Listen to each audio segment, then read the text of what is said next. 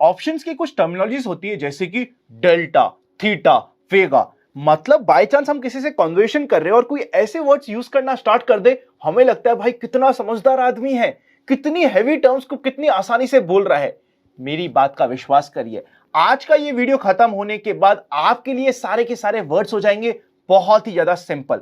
More than that, in words का actual market में, actual life में यूज क्या आता है वो भी आपको समझ आ जाएगा। वैसे भी आपका और हमारा पर्पस होता है कि कोई पर्टिकुलर चीज काम कैसे करती है, उसका नाम क्या है, उससे हमें क्या ही फर्क पड़ता है। हमें फर्क पड़ता है कि उसका काम क्या है, किस तरीके से वो हमें इंपैक्ट करेगी। इस चीज को हम बहुत डिटेल में कवर करेंगे आज के इस वीडियो में। आप इन टर्म्स को तो समझेंगे सही, साथ साथ समझेंगे कि ऑप्शंस में अगर आप बाइंग कर रहे हैं तो आपके लिए कौन सी स्ट्राइक प्राइस को सेलेक्ट करना आपके फेवर में है और क्यों। सेलिंग कर रहे हैं तो कौन सी स्ट्राइक प्राइस को सेलेक्ट करना फेवर में है और क्यों। और फाइनली अगर आप अपनी खुद की एल्गो स्ट्रैटेजी बना रहे हैं तो क्या चीज के ऊपर आपकी एल्गो ट्रेडिंग स्ट्रैटेजी बेस्ड है। बहुत सिंपल वीडियो रखने वाला हूं मैं, लाइक जरूर कर दीजिएगा ताकि मुझे पता चले कि आपको ऐसे इंटरेस्टिंग टॉपिक में मजा भी आता है और डिटेल में समझने में इंटरेस्ट भी है। तो चलिए शुरू करते हैं।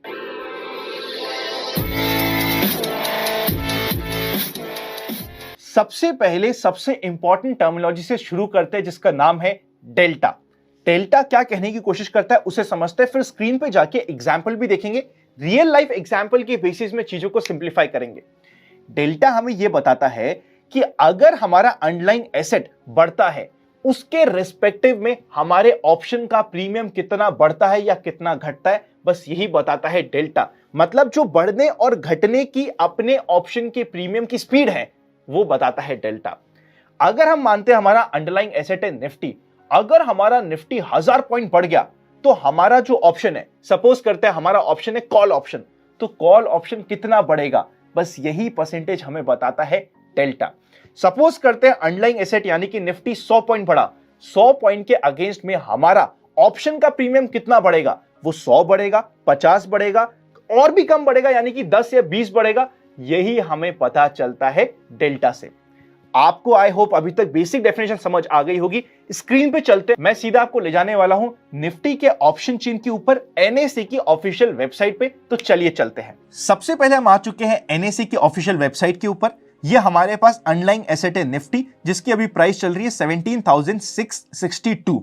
ये हमारे पास ऑप्शन चेन आ चुका है निफ्टी का। सबसे पहले हम चलते हैं 17,700 के कॉल ऑप्शन पे। यह है कॉल ऑप्शन, 17,700 पे चल गए जिसकी वैल्यू चल रही है 85 रुपीज।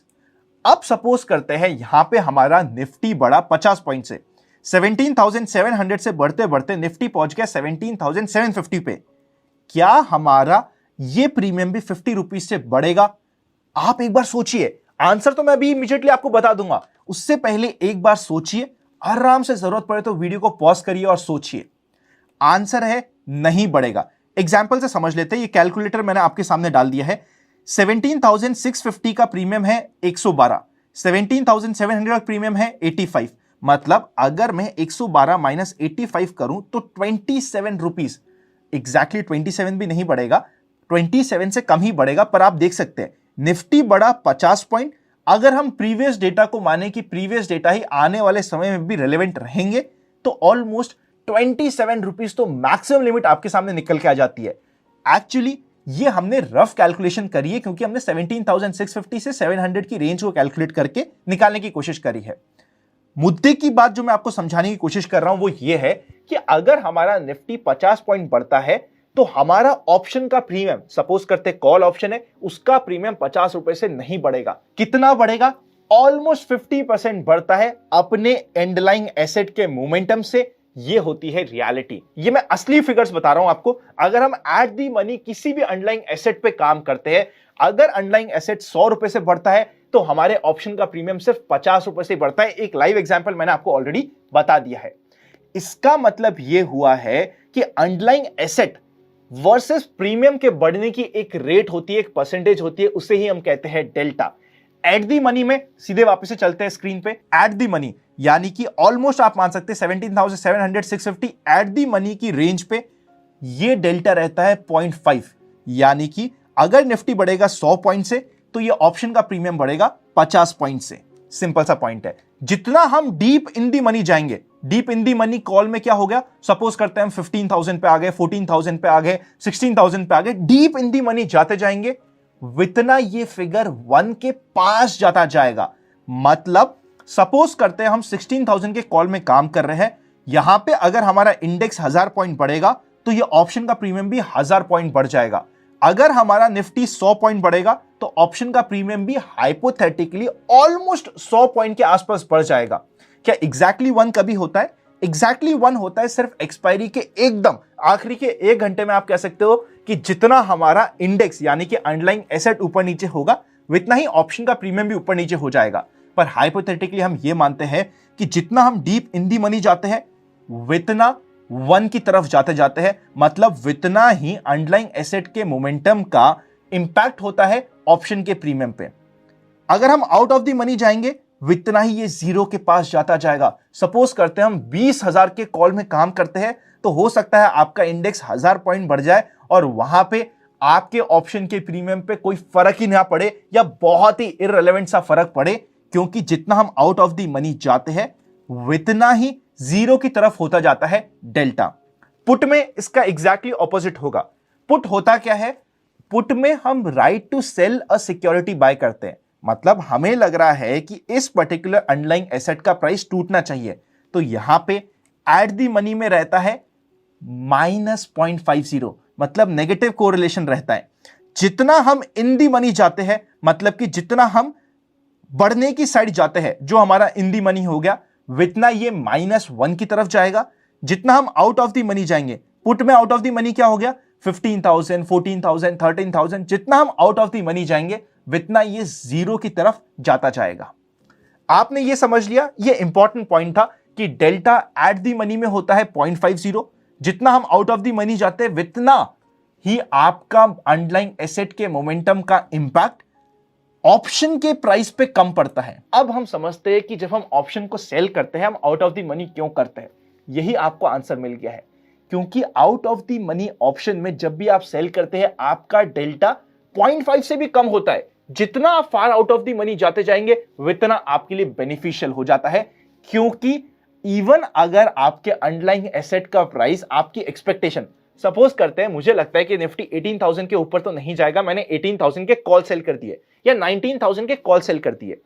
इवन अगर मेरे अगेंस्ट में थोड़ा सा मोमेंटम हो गया, मेरे ऑप्शन के प्रीमियम का मोमेंटम मेरे अगेंस्ट में कंपैरेटिवली कम होगा, क्योंकि डेल्टा यहां पे 0.5 से भी कम है, 0 के पास जा रहा है, 0.2 या 0.3 हो सकता है। अगर हम 18,000 या 18,500 के कॉल की बात कर रहे हैं, इसी के अगेंस्ट में अगर आप ऑप्शन को बाइंग की बात कर रहे हैं, कभी भी आउट ऑफ द मनी आपको बाय नहीं करना चाहिए। आई होप आप समझ चुके होंगे। अगर आपने out of the money by कर लिया, आपको लग रहा है कि मार्केट तो 20,000 होने वाला है इसी महीने में, आपने सीधा बाय कर लिया 18,500 का कॉल। सपोज करते हैं मार्केट 20,000 नहीं 18,300 भी पहुंचा, आपके फेयर का डायरेक्शन का मूव हो गया ऑलमोस्ट 700-800 पॉइंट का, पर आपके ऑप्शन की प्रीमियम का मूव आपके फेवर में 800 पॉइंट का नहीं होगा, क्योंकि डेल्टा कम है। समझा? आई होप आपको समझ रहा है, आप आ रहे होंगे। अगर आप ऑप्शन को बाय कर रहे हैं, आप चाह रहे हो कि आप एक पर्टिकुलर स्टैंड पे खेल रहे हो। सपोज करते हैं आप कॉल ऑप्शन को बाय कर रहे हो, तो आप तेजी खेल रहे हो। अगर आपके अंडरलाइंग एसेट में तेजी होती भी है, तो आपको उसका पूरा इंपैक्ट तो मिलना चाहिए ना। मतलब अगर हम थ्योरेटिकली अच्छी स्ट्रैटेजी बनाने की कोशिश कर रहे हैं बाइंग की, तो हमेशा हमें बाय करना होता है इन दी मनी। क्या हम बहुत ज्यादा इन दी मनी बाय कर सकते हैं? बहुत ज्यादा बाय करेंगे तो कई बार लिक्विडिटी इश्यू आ जाते हैं, पर एटलीस्ट एट दी मनी या फिर इन दी मनी ऑप्शन को ही हमें बाय करना चाहिए, क्योंकि वहां पे डेल्टा आपके फेवर में रहता है। अगर आपके अंडरलाइंग एसेट का प्राइस का मोमेंटम आपके फेवर में हुआ, आपके ऑप्शन का मोमेंटम भी आपके फेवर में कंपैरेटिवली ज्यादा होगा। समझा?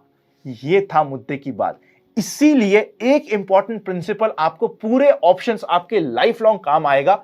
जब भी हम ऑप्शन सेलिंग की बात करते हैं, हम आउट ऑफ द मनी जाके सेल करेंगे, क्योंकि डेल्टा वहां पे कम है।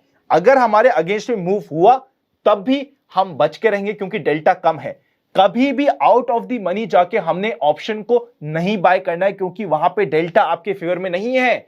अगर आपने बाय कर लिया, तो ऑप्शन सेलर के विनिंग की प्रोबेबिलिटी ऑलरेडी पहले दिन से ही बहुत हाई है और आपकी लूजिंग प्रोबेबिलिटी पहले दिन से ही बहुत लो है। यह हो गया हमारा पहला सबसे इंपॉर्टेंट कंसेप्ट।